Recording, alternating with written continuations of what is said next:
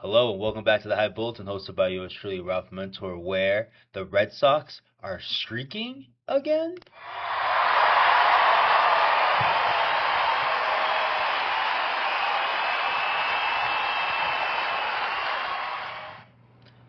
Yeah, again, welcome back to the Hype Bulletin and all again. Another hiatus and all, unfortunately, and all. Unfortunately, had a little leg injury with my leg playing basketball last week, and also kind of held off on an episode last week and all. And the Red Sox won last Tuesday, so it wasn't of anything like that and all. I think they won last. Yeah, they won last Tuesday against the Diamondbacks and all. But it looks like the Red Sox are streaking again. Let's hit the main stage. Oh yeah, just add some little music to the transitioning. Of course, I'm talking.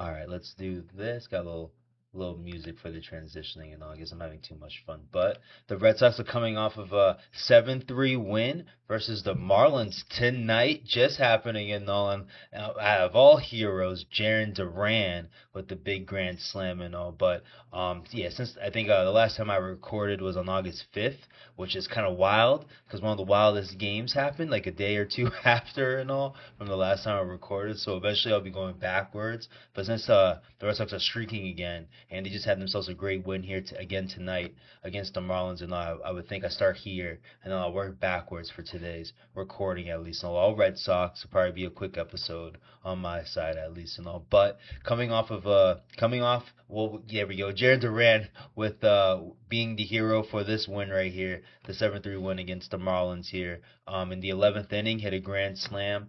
With obviously the bases were loaded and all, but the Red Sox had the win basically in line in the 10th inning after the Marlins gave up a run on a pass ball. Ironically, the Red Sox gave up a run in the later half of the 10th inning on a pass ball there by Connor Wong, unfortunately. But as I mentioned, able to have a hero in Jarren Duran to hit a grand slam in the top of the 11th, and Alex Gamboa was able to hold it off there. But in today's game, we had Payne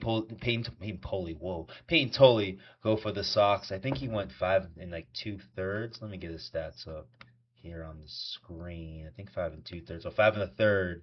And yeah, Tyrone Guerrero came in and closed the sixth inning out, I should say. Greg Weissert surprisingly had himself a great outing in an inning. I think in the this would be in the seventh inning. Eric Miller, or is that in the seventh inning? Yeah, no, in the eighth inning. Actually, yeah, Tyrone Guerrero went an inning in 2/3, so he's able to come in for Tully at the end of the sixth and was able to hold down the seventh inning. Greg Weissert came in shockingly, as I mentioned, in the eighth inning, and then Eric Miller going down as a dope deadline pickup for Breslow, able to hold down the ninth there. You had Christopher Olds come in for the 10th, and that's where the pass ball happened with Connor Wong there, and then Alec Gamboa was able to close it out there after the grand slam from Jarren Duran there. But I mean, the talk right now, even though Jarren Duran was the hero right now, is Mickey Gasper, who hit another home run, hit two home runs today, one in the first inning, and then what was the second home run there? Do I have a box score up? Yeah, in the sixth inning, was able to hit another home run there after the Marlins scored a run in the fifth inning to tie the game again after he hit second inning he hit his first home run there. Felt like the first inning there because it was like the first run of the game at least. But in the second inning, Mickey Gasper hit another home run, and then in the sixth inning was able to hit another home run. So two home runs today, had two other walks, and then his last at bat, they definitely didn't want to pitch to him. You did question Chad Tracy and why he pitched hit for him in the 11th inning, but Jahmai Jones, who pitched hit for Mickey Gasper, was able to get walked on. Then obviously Jarren Duran hit the big grand slam home run to give him the eventual lead and the eventual win going forward at least. But yeah, Mickey Gasper has been on a roll. I kind of want to see if I can go onto my Twitter real quick and find some Mickey Gasper stats, either after or before the game. Let me see what I can find at least. Let's see what we got. Yeah, we got career home runs. Yeah, Mickey Gasper in the last 8 games has 4 home runs and then had 2 home runs. I think this is prior. Is this prior to today's game? It's 4 hours ago. So I thought it was more. I thought he had more home runs. Yeah, I think it's like five. Yeah, he's got like five home runs over the last oh, there we go. Over the last week since he's been recalled, since Masataka Yoshida unfortunately hit the injured list with a hamstring there. But Mickey Gasper's come in and turned into, at least what Jared Carabas is saying on Twitter and such, Barry Bonds, Mickey or Gasper Bonds basically. And man, five home runs here. We got Roman Anthony in rehab stints hitting home runs, and he just hit another home run today for the Worcester Red Sox, the AAA team for the Sox there, and also coming from the Portland Sea Dogs, hitting a home run there in Double A last week. Now coming here for the AAA team, hitting a home run today. So definitely excited going forward for him. But the reason why I'm bringing that up too, because you would think if when Roman Anthony when Roman Anthony returns, Mickey Gasper unfortunately is going to be the guy called down, and the way he's hitting, the way he's been clutch for this team too as well. I was gonna, depending how this game ended, I was gonna say on a Twitter headline, Mickey Gasper like 2, Marlins 1, because it was basically Mickey Gasper with the scoring for the Sox until the 10th inning, until the extra innings basically, where they got to run the 10th inning and they able to get the grand slam again by Jarren Duran in the 11th inning there and all too. But yeah, great win again for the Sox and all. I'm bringing up names that I typically wouldn't mention. You would think Willa Abreu, Wilson Contreras, Ceddanne Rafaela. I would bring up in all in the past games. You got Nick Sogard having his first 2 career home runs over the in the what series was that? In the Giants series, I believe. Yeah, the Giants series had 2 home runs, one from the left side and one from the right side too, over the wall with the second home run there and all. But it's been all these uh these role players and all too, these utility guys. See, and for let's go, but now I can start going backwards at least. But yesterday's game against the Marlins, the Red Sox came back, being down. Ooh, I can't remember this. I think they were down. I don't think they're down 3-0, but they were down. Let me see. Let me get back into the box score here and all. They were down 1-0. All right. Think about the Giants series, and I'll get into that too as well. But again, yesterday when I'm talking about utility players being big for you, Anthony Sigler, Tony Seagulls hit his first career triple in yesterday's game. For in the I think in the ninth inning, right? Nope, in the ninth inning there to give the Red Sox a 3-2 lead. Nick Sogard again had the next hit there to make it a 4-2 lead, and eventual win for the Red Sox there too as well. So these utility guys have been continuously have been huge for the Red Sox. Talking about Chang, way back in like early to mid July, before who came back? Somebody. They sent someone. Oh, Curtis Mee got traded for, so that's when they sent Chang down, but he got hurt, and they brought Sogard up, and he's been stellar ever since he's been up and all. So let me start. Since I finished with the Miami Marlins series, I want to start from when last time I recorded, which was the White Sox series. Surprisingly, it's been interesting since, but I think I recorded on the 4th, where they dominated and took care of the White Sox 14-2. Able to go into the next game, win 4-0. The game that I really want to talk. I don't think I was here for this big game here on August 6th here, where there was a 13-inning game against the White Sox and the Red Sox at Fenway Park and all.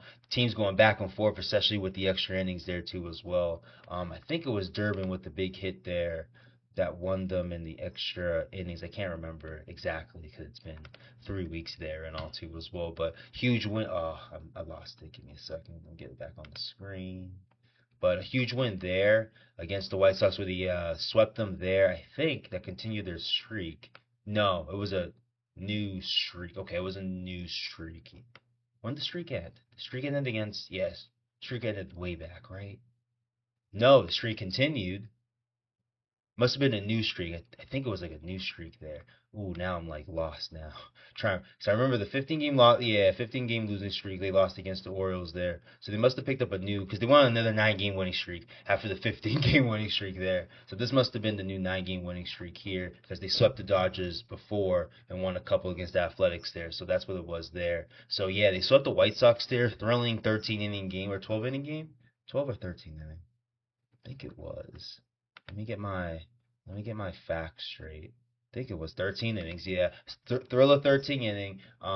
You can even argue too, because I'm going to start talking about their little rut that they have. You can argue that the bullpen got worn out in that inning, and around that time, Garrett Whitlock eventually, or not that time, but eventually Garrett Whitlock would hit the injured list. Justin Slayton would hit the injured list too as well. So in my opinion, to the next like couple games of I guess the excuses that I'm breaking up for their little losing. They had a little rut after this White Sox sweep at least. I really think the bullpen, getting beat up in that game kind of attributed to the game's far next after and all. But the Athletics came into town. They won the first game 13-1. Then they lost the last two. Definitely remember the final game where they had Garrett Whitlock in the game with a lead, and unfortunately, I think Jared Remy, the bat play at left field at Fenway, I think it led to a couple runs, and they ended up losing that game 4-3.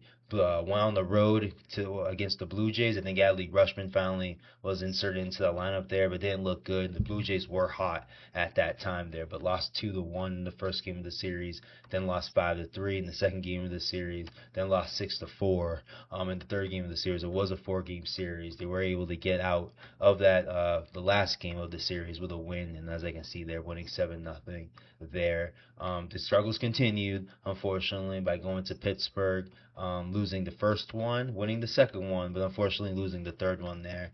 In that series, you would think that you had the pitching advantage there, but again, I really think the bullpen kind of flailed out there for you too as well. This is where Jake Bennett really started his struggles in this type of period too as well. So, but then the Diamondbacks came into town. Jimmy Fun time in Fenway at least. So that's when the turn that we're seeing now, where I have the title at the Red Sox streaking again, kind of started in this series here. 11-run explosion against the Diamondbacks in Game One, and another run explosion went 9 in the second game there. Adley Rushman was finally able to get himself going in this series. No, hasn't hit since, but was able to get going in this series here. Even had a majestic home run over Pesky, barely over Pesky pole. I felt like it looked like a foul, but apparently it was fair. Was able to get a home run there. I think he had himself an RBI single, I should say, in that same game. I think Game One that was there for them, and then the Diamondbacks were able to win Game Three.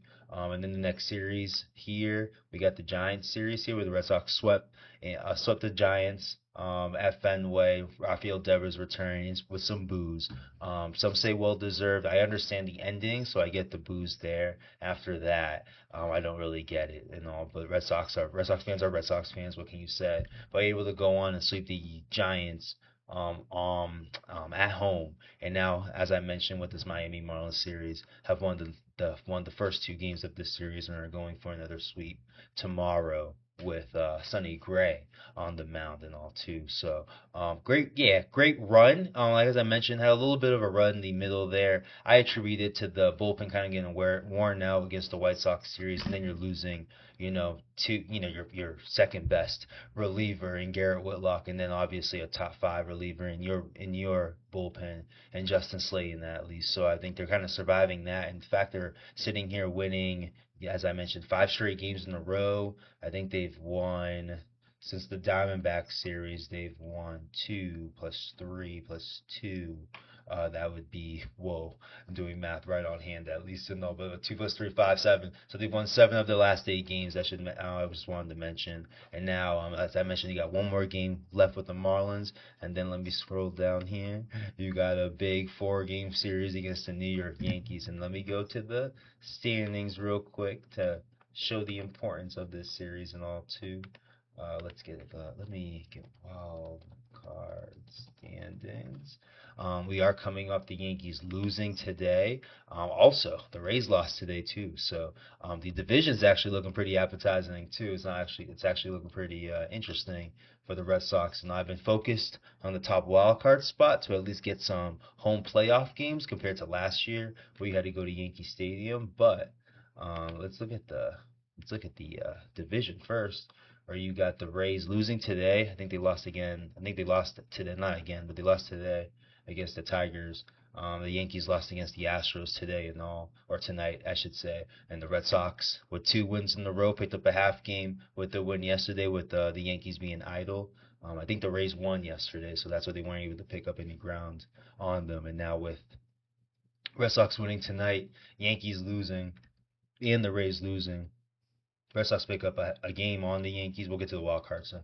But the Red Sox picked up a game on the Rays at least. And now they're only 5 games behind, and there is an excuse me, oh wow, there is another series coming up against the Rays and the Red Sox coming going forward in September. I believe it's in Tampa Bay, and Tampa Bay's been on fire apparently on the at home with a with a 43-23 home record there. But the most exciting thing for me right now, the Red Sox pick up another game on the Yankees and now are sitting a game a half behind the Yankees there with a 73-59 record. I wanted 15-7 from after the Dodgers series, but the Red Sox only went 14-8.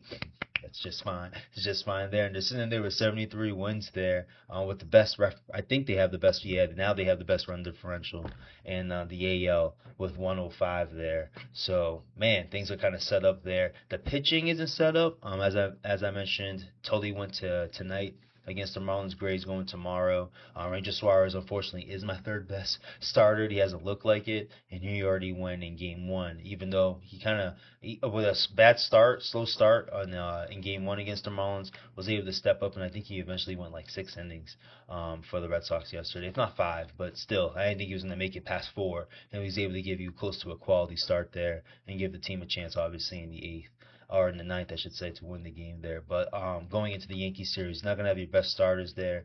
Maybe Bennett or yeah, probably Jake Bennett's gonna give you one of those starts. Apparently, if you wanted to go with Payne Tully on a short, on short rest, you can have him for Sunday. So we'll see there. But unfortunately, not gonna have your best starters in that series. But still, seeing mentioning my bad, but mentioning the utility players and obviously made the difference maker for this team throughout this whole run and since June 25th, but especially over these last 8 games, as I mentioned, from the Siglers as yesterday, Mickey Gaspers with like 5 home runs in a week, Nick Sogar getting 2 of his first career home runs in this last 8 game stretch here and all. Adley Rutschman kind of showing some signs. Kind of got the ball into the air. Now he's hitting the ball back into the ground there.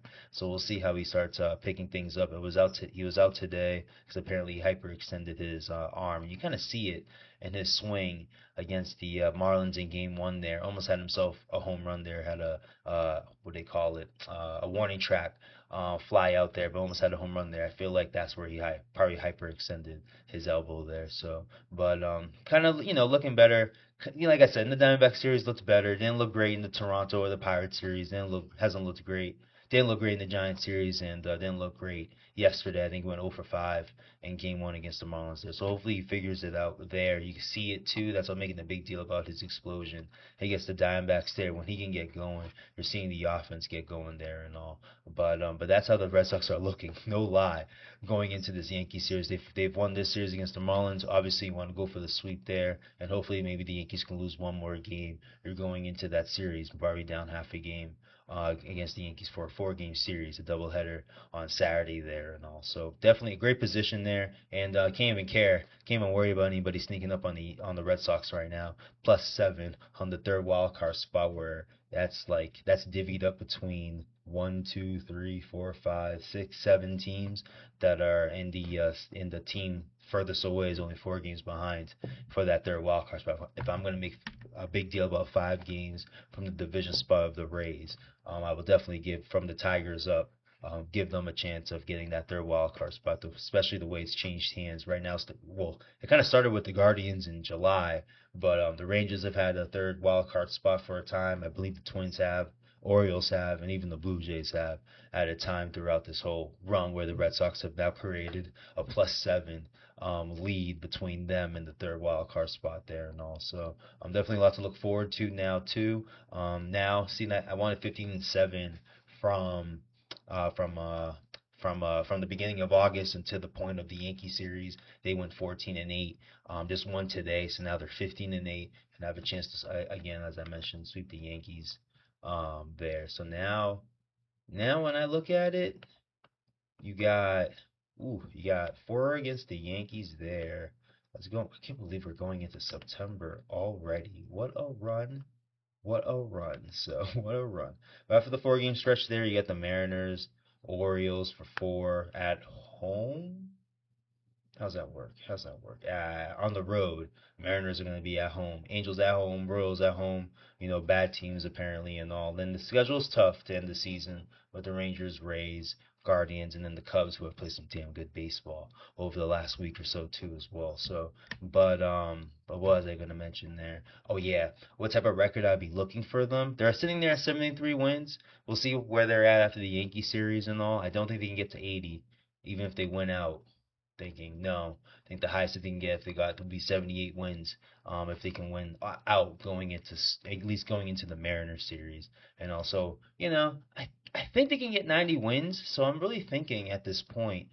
91 wins is what I'm thinking at this point. Sitting there at 73, 18 wins with 3, 6, 9, 12, 15, 18, 18 plus 4, 22 plus 3, 25 games, 18 wins.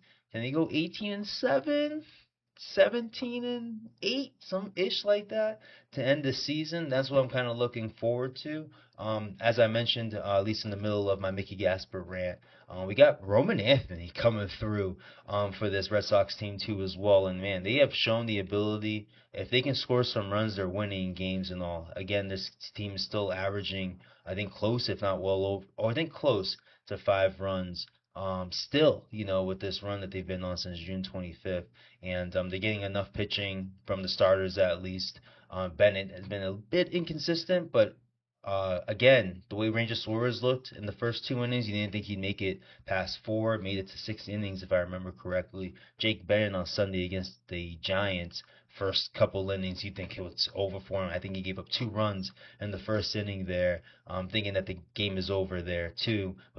Game is over just for him, not game over for the Red Sox. They're sitting there with. I think they came back again today.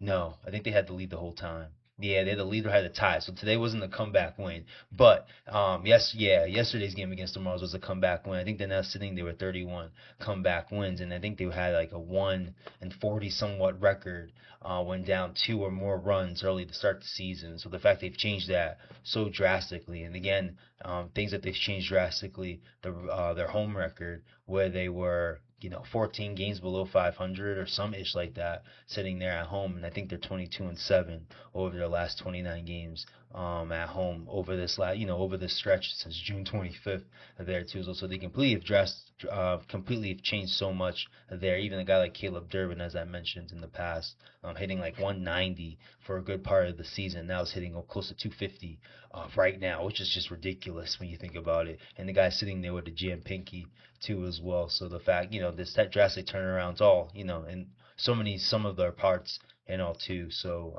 interesting where they're going forward. As I mentioned, hope they can win like 17 to 18 games, sit there really at a 90 game or 91 game stretch or 91 games at the end of the season. I think it would be a good spot for them to get the division or at least get the top wild card spot. I think it's huge that they can get to New York down half a game, take 3 out of 4. You got yourself a lead at the top wild card spot moving forward into September. So building great momentum for sure.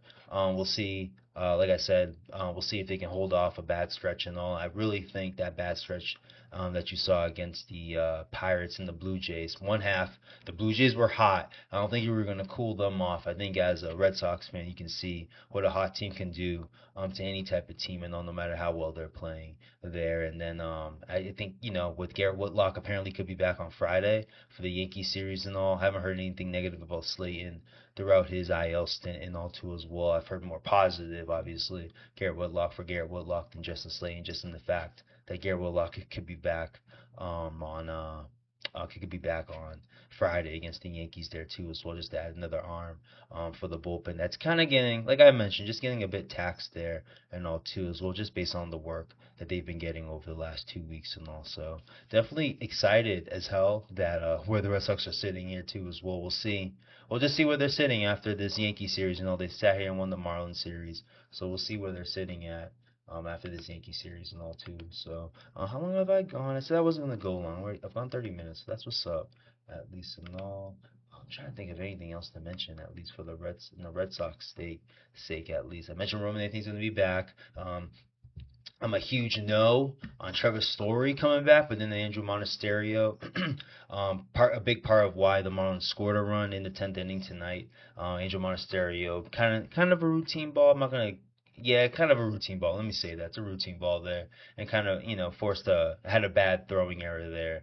It was able to have was enabled the Marlins to have an extra out in the 10th inning there, and with that, enabled the Marlins to score there at the end at the 10th inning to continue that game. But it ended up working out, so I don't want to make a huge deal about it. But still, not the biggest fan of Trevor Story coming onto this team. Got Nick Sogard. Nick Sogard being pretty impactful since he's been called up after the Curtis Mead injury there. Who else did I mention and all? Anthony Sigler has been just clutch all over the place. So don't want to lose that there. And even Andrew Monasterio has been a bit inconsistent defensively, has given you a bunch of clutch hits. I know he's cooled off a bit, so it's going to leave the door open for a guy like Trevor Story to come in there and all. But definitely not a fan of it. Definitely expecting it to happen and all. But those are, I'm excited. My excitement for Roman Anthony is up here, but the excitement level for Trevor Story is definitely down here. I'm more excited. I didn't think I'd be more excited to see Isaiah Carnafalefa come into the lineup more than Trevor Story there, because the way even IKF Isaiah was looking a bit weak bat wise to start the season, but had himself a little bit of a run before he got hurt. I think in June at least. Trevor Story has just never looked good throughout the season. He has his moments of really not doing much offensively, and he can stink it up defensively too as well. So that's my little worry about him there and all. You do have news about Tanner Houck, of at least getting closer. I think what did he do? Pitched live batting practice for the first time this year. As I mentioned, updated. I was always updated through the bullpen sessions that he was doing throughout the past, late July into August, and now, pitching live BP. So I would think sometime in September, I would expect him to be part of this pitching rotation. The rosters expand. I'm not sure how they expand. Last I checked, I think they expand to 40 into September, but I'm not too certain. Things have changed in baseball, so I'm just catching on over the last couple seasons at least. But yeah, do expect Tanner Houck. Obviously, Garrett Crochet is throwing. I think the last thing I saw, he's throwing from 120 feet. Just throwing 120 feet, no type of mound work or anything like that, just throwing. So obviously, there's a report, or not a report.